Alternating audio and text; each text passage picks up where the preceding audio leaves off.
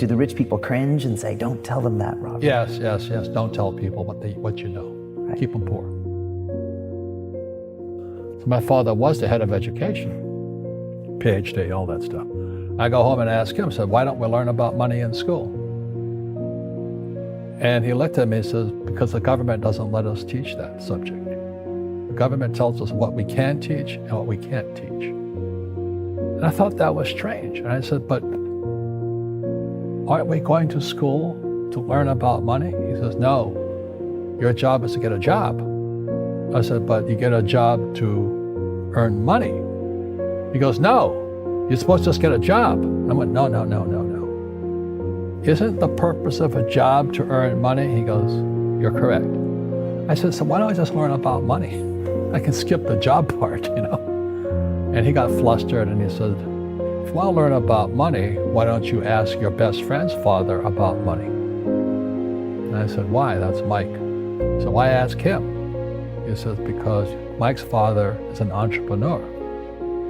And I said, what are you? He says, I'm an employee. I'm a government employee. And I went, oh, what's the difference? He says, the difference is an entrepreneur must know about money, or they're no longer entrepreneurs. And he says an employee doesn't have to know anything about money, because the government will take care of them, the company will take care of them. So I'm all confused. But I took my dad's advice and I trundled over to Mike's father's office and knocked on his door and I said, hey, I'm here, 9 years old, teach me about money. He says, beat it, kid, you know. But that's where the story of Rich Dad, Poor Dad started. And finally, through persistence, my rich dad started teaching me about money on one condition. And that condition was he would never pay me. He says, the moment I pay you, you think like an employee. He says, that's the trap. Entrepreneurs work for free. And now I'm 9 years old, my head's going cracking in half.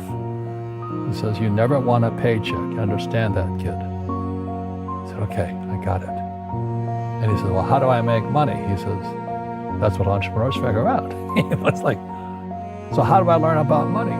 So he would just break out a Monopoly game board. So I would work for free. I'd pick up cigarette butts and he had hotels and restaurants and I would clean and do menial tasks. And as I got older, I started getting into office work and marketing and accounting. I was an apprentice basically, but I always worked for free.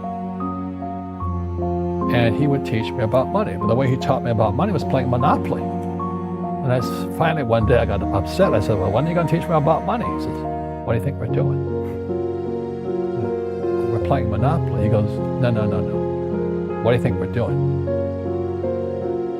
We're playing Monopoly. He says, what do you think we're doing? I said, I don't know. I'm teaching you about money. And then that's when, you have one greenhouse. He says, there's many formulas for great success in money. There's thousands of them. But one of the best ones found on the game of Monopoly. Still is today. 4 greenhouses, 1 red hotel. I said, what? He says, one of the greatest ways to acquire great wealth is playing Monopoly in real life. 4 greenhouses, 1 red hotel. Well, is that all there is? He goes, that's it. And he says, what do you think I'm doing? And I went, I don't know. So then he took me out and he showed me his greenhouses. And 10 years later, when I was 19, I was now in school in New York, and I come back to Hawaii, and Rich Dad had bought the biggest piece of land smack dab in the middle of Waikiki Beach. And when you go to Waikiki Beach today, you'll see the Hyatt Regency Hotel. That was his hotel. Just like the game of Monopoly. Just like the game of Monopoly.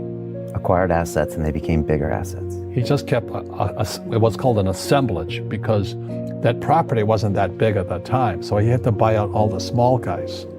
Because Waikiki was a little dirt water little town. So he'd buy out this shop owner and buy that shop owner. And it took him a while, but he finally assembled this large piece of property. And then he and Hyatt put up this giant hotel. And it just sold for $800 million. So that's how I learned about money.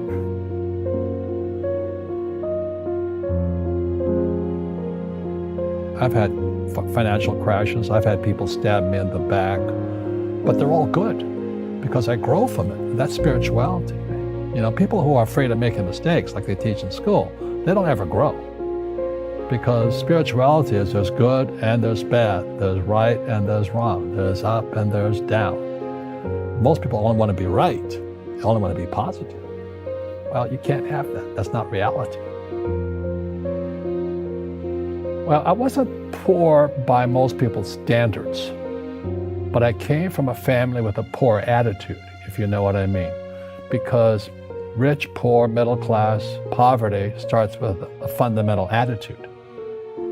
Poverty is passed on. It's taught in your families. And middle class is taught in families. And so the people right now who are sitting at home, who are struggling financially or worried about money or unhappy, they may be making a lot of money, but unhappy with what they're doing, it was probably taught to you. Your superego was taught, get a job, work hard, or you'll never be rich, or the rich are evil, or whatever. The school system will never teach you about money. The school system was designed to teach you to be an employee, which is important, or a doctor or a lawyer, a specialist, but never about money. And what most people lack is real business knowledge, like accounting, like debt, like taxes. You gotta know that stuff, but they don't teach it in school to anybody. So, and then when people ask me, how did your rich dad learn this when your poor dad, a PhD, didn't? And the answer is very simply, my rich dad was my best friend's father. His father died when he was 13. So his rich dad had this family business at 13 to run. So he had to drop out of school, which was his blessing. There's blessings, and sometimes the blessing doesn't look like a blessing, but it turned out to be a blessing. And then his teachers became his bookkeeper, his accountant, his attorney, his banker, his real estate agents. So he has what I call real teachers, not these fake teachers in school.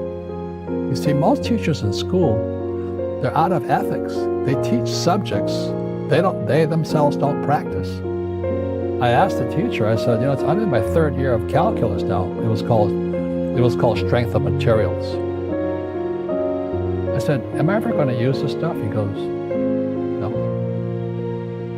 no. I said, why do you teach it? Because I get paid. I said, do you ever use it? He goes, no. And that's why, you have to, in life, one of the things I suggest to people, you got to find a real teacher versus a fake teacher. And a fake teacher is somebody who doesn't do what they teach. And a real teacher is doing what they teach every day. So my accountants, my attorneys, they're in it every single day. And that's how I learn, because every day I'm solving problems in my business. So I have accountants and attorneys and bankers and all these people on speed dial because I'm solving problems with my team. I see you giving this knowledge out, and yeah. Do the rich people cringe and say, don't tell them that, Rob? Yes. Don't tell people what you know. Right. Keep them poor. But, unfortunately, the poor, as was in the Bible, I'm not real religious, the poor will always be amongst us because it starts up here. Right, it's that fear mentality.